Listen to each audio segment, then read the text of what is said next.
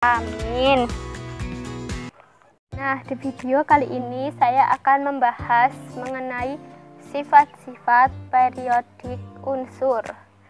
Apa aja sih sifat-sifatnya? Yang pertama yaitu jari-jari atom. Sifat-sifatnya: A. Jari-jari atom adalah jarak dari inti atom sampai ke elektron di kulit terluar. Yang B. Besarnya jari-jari atom dipengaruhi oleh besarnya nomor atom unsur tersebut. Yang C. Semakin besar nomor atom unsur-unsur golongannya, semakin banyak pula jumlah kulit elektronnya, sehingga semakin besar pula jari-jari atomnya.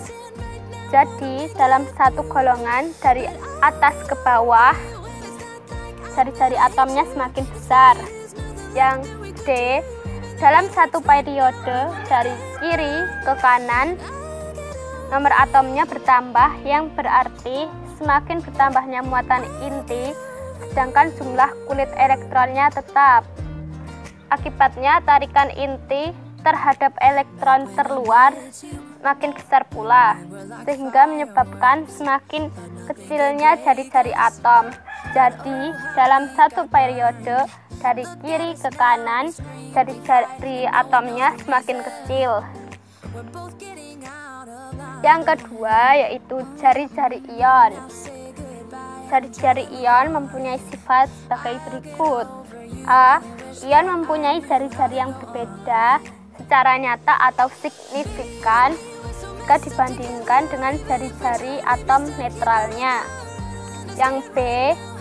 Ion bermuatan positif atau kation mempunyai jari-jari yang lebih kecil, sedangkan ion bermuatan negatif atau anion mempunyai jari-jari yang lebih besar dibandingkan dengan jari-jari atom netralnya.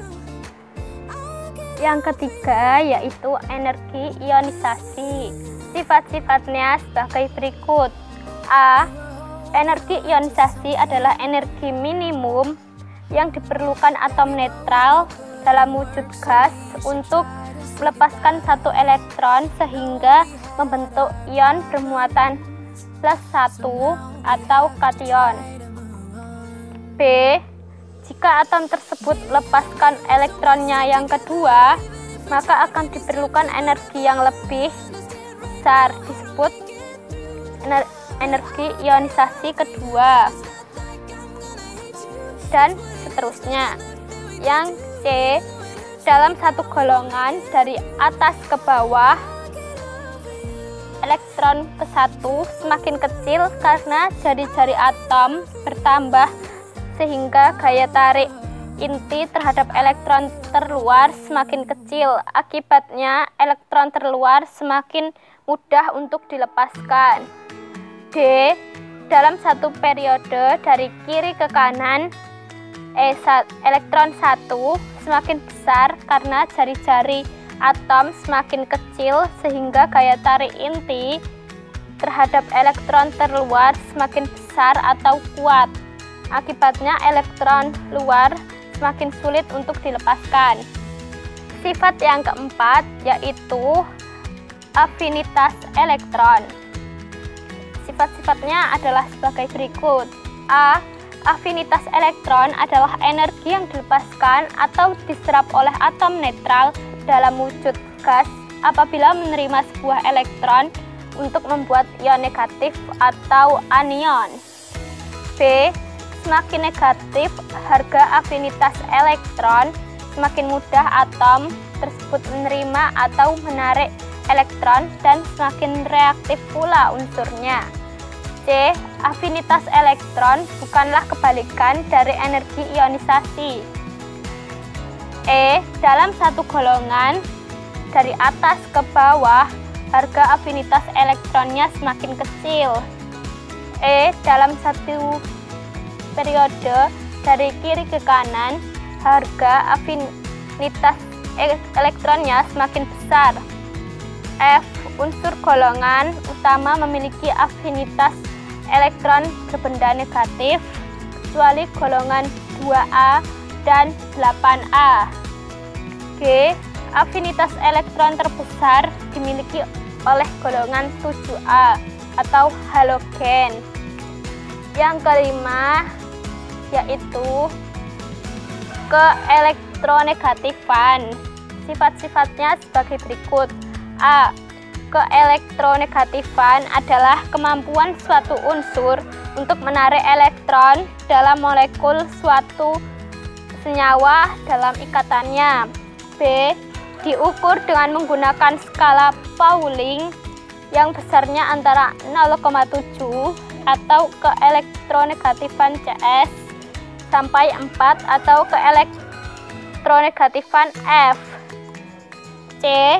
Unsur yang mempunyai harga keelektronegatifan besar cenderung menerima elektron dan akan membentuk ion negatif atau anion. D. Unsur yang mempunyai harga keelektronegatifan kecil cenderung melepaskan elektron dan akan membentuk ion positif atau kation. E. Dalam satu golongan dari atas ke bawah, harga keelektronegatifan semakin kecil. F. Dalam satu periode dari kiri ke kanan, harga keelektronegatifan semakin besar. Sifat yang keenam yaitu sifat logam dan non-logam. Sifat-sifatnya adalah sebagai berikut. A. Sifat logam dikaitkan dengan keelektropositifan yang kecenderungan atom untuk melepaskan elektron membentuk kation. Yang B. Sifat logam bergantung pada besarnya energi ionisasi. Yang C. Makin besar harga elektron satu, makin sulit bagi atom untuk melepaskan elektron dan makin berkurang sifat logamnya.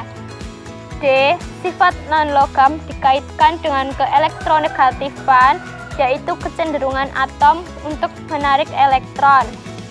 E. Dalam satu periode dari kiri ke kanan, sifat logam berkurang, sedangkan sifat non-logam bertambah. F. Dalam satu golongan dari atas ke bawah, sifat logam bertambah, sedangkan sifat non-logam berkurang. G. Unsur logam terletak pada bagian kiri bawah dalam sistem periodik unsur. Sedangkan unsur non-logam terletak pada bagian kanan atas. H. Unsur yang paling bersifat non-logam adalah unsur-unsur yang terletak pada golongan 7A, bukan golongan 8A. I. Unsur-unsur yang terletak pada daerah peralihan antara unsur logam dengan non-logam disebut unsur metaloid, yaitu unsur yang mempunyai sifat logam dan sekaligus non-logam. Misalnya boron dan silikon. Sifat yang ketujuh yaitu kereaktifan. Sifat-sifatnya adalah sebagai berikut. A. Kereaktifan bergantung pada kecenderungan unsur untuk melepas atau menarik elektron. B. Unsur logam yang paling reaktif adalah golongan 1A atau golongan logam alkali. C. Unsur non-logam yang paling reaktif adalah golongan 7A atau halogen. D. Dalam satu periode dari kiri ke kanan, mula-mula kereaktifan menurun, kemudian semakin bertambah hingga golongan 7A. E. Golongan 8A merupakan unsur yang paling tidak reaktif. Nah, itu tadi adalah penjelasan saya mengenai sifat-sifat periodik unsur. Nah, cukup sekian dan terima kasih. Video saya sampai di sini saja. Semoga bermanfaat dan mohon maaf apabila ada kesalahan kata. Saya mohon maaf yang sebesar-besarnya kepada teman-teman semua, dan saya berpesan lagi kepada teman-teman tetap semangat untuk menjalani aktivitas yang sekarang. Walaupun keadaannya seperti ini, kita harus semangat dan sabar. Dan sebentar lagi kan PTS, teman-teman jangan lupa belajar dan jangan lupa menyelesaikan tugas-tugas dari Bapak Ibu guru yang belum selesai. Cukup sekian video dari saya. Wassalamualaikum warahmatullahi wabarakatuh.